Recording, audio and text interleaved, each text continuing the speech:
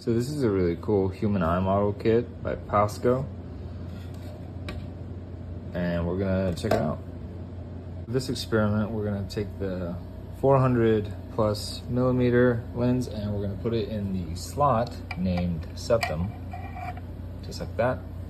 Using a bright source of light, we can reflect off of an object, any kind of surface, and that image will go through this lens and be reflected off of this retina. You can almost see my hand within the retina. Now we should be able to increase the sharpness of the image by moving the lens from septum to the slot B, bringing the lens closer and hopefully the image sharper. And clearly that effect is true, as we see here.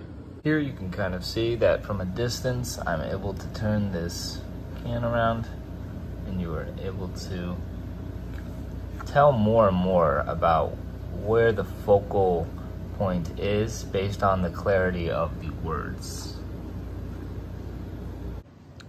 You are also able to put the lens on the outside, which may be a little more accurate. And as you can see, the image here is very clear compared to anywhere else. It would seem that shining a light directly into the lens should create the clearest effect. You can also see why perhaps staring at the sun is not a very good idea.